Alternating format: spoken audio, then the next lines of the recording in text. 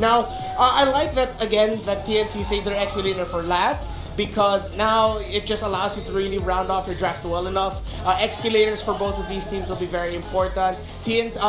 Rengio and Cram actually play somewhat the same way. Yes, they're known for the two teams that they're with are actually known for really well executed team fights. Omega a little bit more scrappier, but Rengio and Cram actually play the same way in the sense of they just really love holding onto the lanes and sustaining lanes. But with Rengio now playing the Dairoth, he's going to be more of the aggressive scrappy fighter. You know, the Dairoth that we saw yesterday up against Echo that really helped Omega come back. Cram, on the other hand, also will have a great chance of being able to pull off his own pickoffs in place, because it's going to be his job to look for the savior. I love the spotlight we put on the XP lane. That definitely is something you folks should watch out for. Just the same, it's what Etomas is going to be doing with that savior. He's watching all the corners, every single lane, even the jungle. You can expect that maybe when it comes down to it, when push comes to shove, might even go for some steals on the Lord.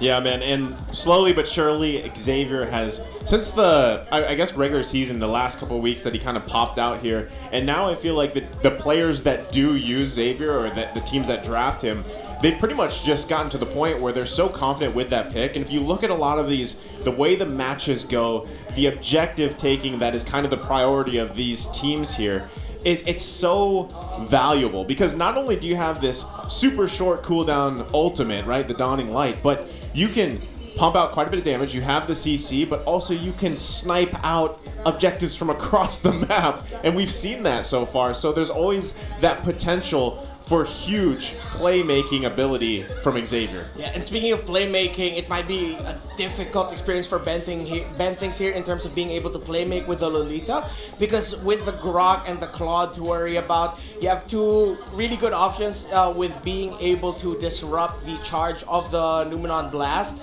That's the ultimate of Lolita.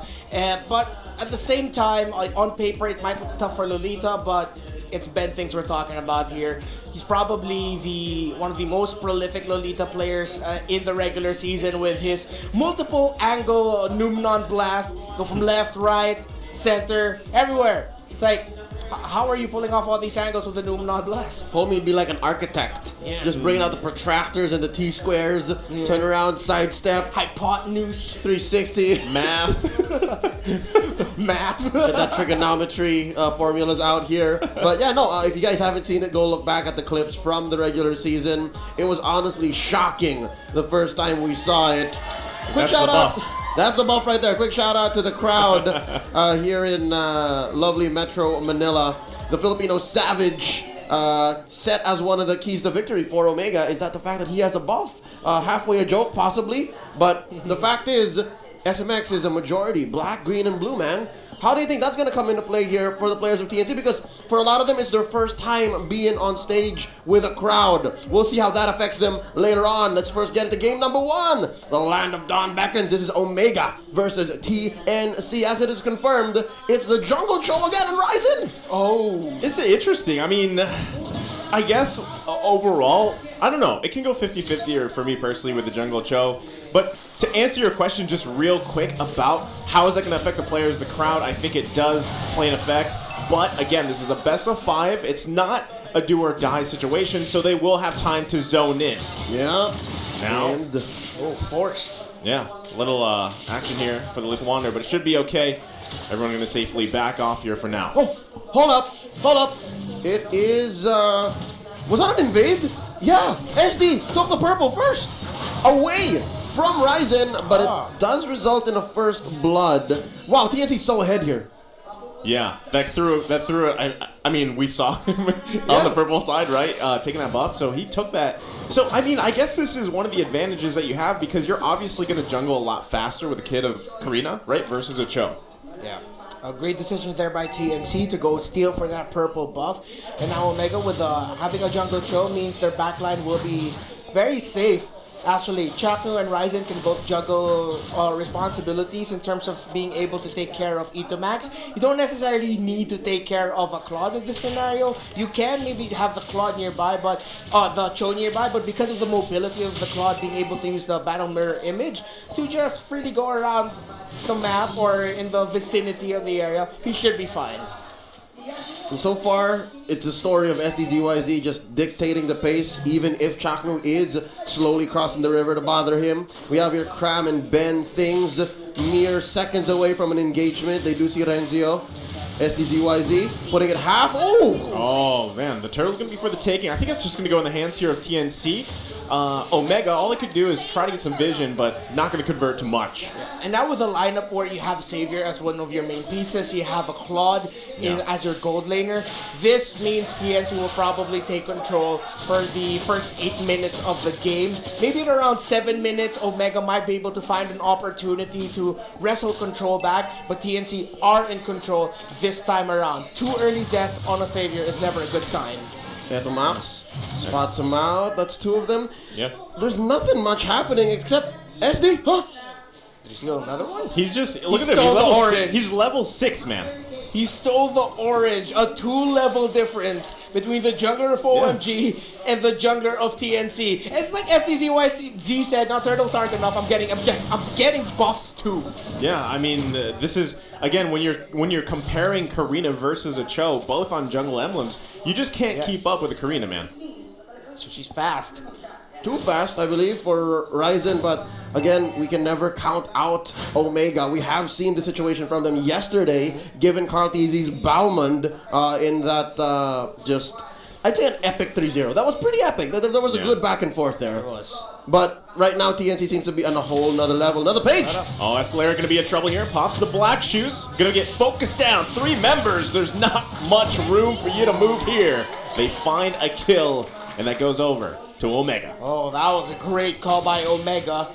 Finally stop the aggression of Escalera and get a kill onto Max. It will sort of balance out the early game difficulty that he experienced. However, Escalera will still be in the lead, but Omega will try to pull off more things like that. Now looking at the items, no one full build just yet, except for Escalera. Escalera already has the Enchanted Talisman. And SDZYC, of course, traditional pick up there with a Molten Essence. Not going to full build that until Cursed Hell. I'm going to go for Dominance Ice first. Renzio could be in trouble. They're actually deep under the turret. SD able to get a kill back here. Nice job. Look at that. He's almost level 9.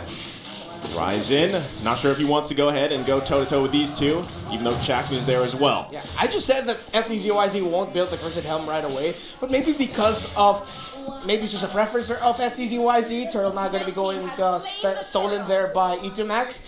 But SDZYZ did pick up the Cursed Helm, which will help with the magic damage that Max deals. SDZYZ gets great HP as well. When you're that far ahead, I don't think it would be much of a wrong decision to go build that up. It's quick scaling, so why not leverage your advantage? Quick, team fight in the mid. Now in the mid lane, Max can get focused down here. He's getting quite a bit of damage. Now he's got to back off now. The rest of the team coming up here as well. Yeah, and now Omega, they are gonna try to wrestle just a little bit more control, but TNC are not gonna make it easy for them. Already going for that tower that unleashes the rotations for Yasuo on the Beatrix, and it will really allow him to go around the map more. TNC will start roaming together.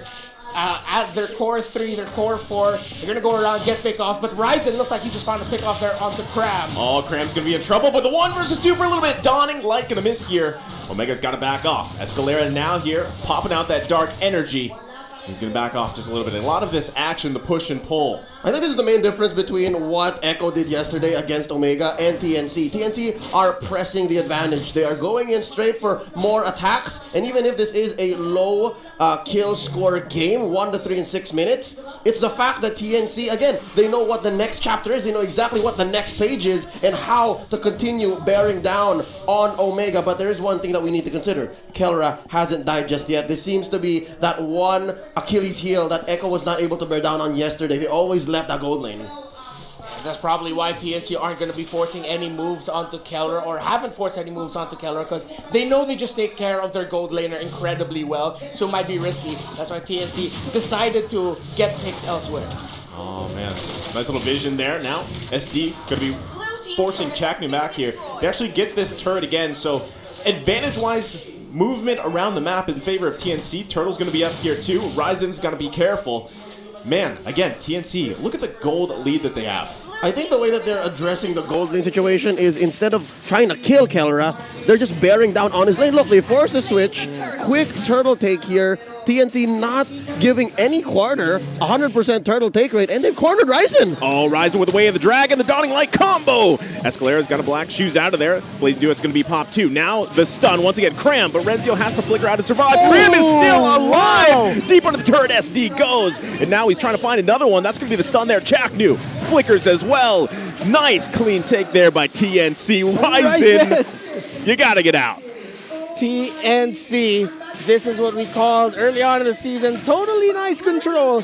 Just controlling everything. Textbook TNC right now. The 6.7k gold lead. The items are getting all of it. Omega haven't even broken the 20,000 gold mark, and we're getting close to 8 minutes in. Yep, that's the rope-a-dope by Cram. Started up by pretending that it was going to be a 1-for-1 or an easy pickoff for a potential objective cross-map. But no, TNC had the next couple of steps ahead, and that's what grew their gold leader to about 7k. Almost a close call. Kelra could have gotten a double kill there, but instead, TNC just completely setting the pace. Now they're going to start taking turrets and objectives. Omega can't even enter their own jungle at this point without having to think of, where's Ben Things? Yeah, man. And at the same time, SD, again, level 12. He's multiple levels ahead of Ryzen. That's why they have such good control in the jungle, too.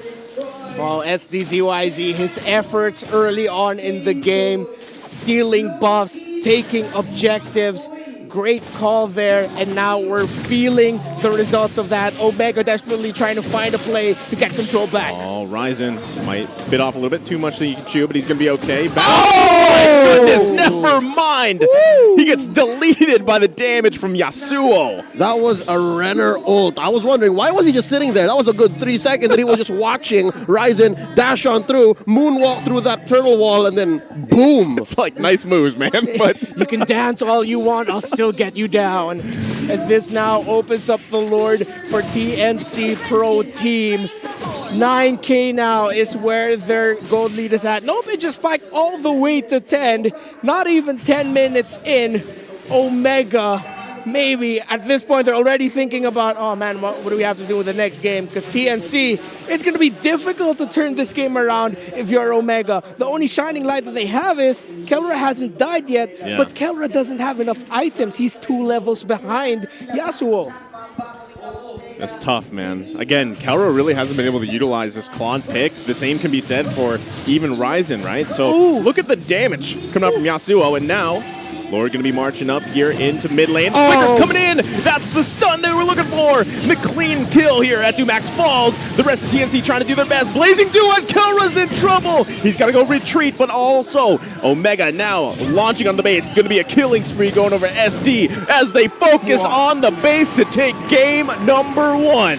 I've never seen a base at 50% health, but then the game end screen show up. I think that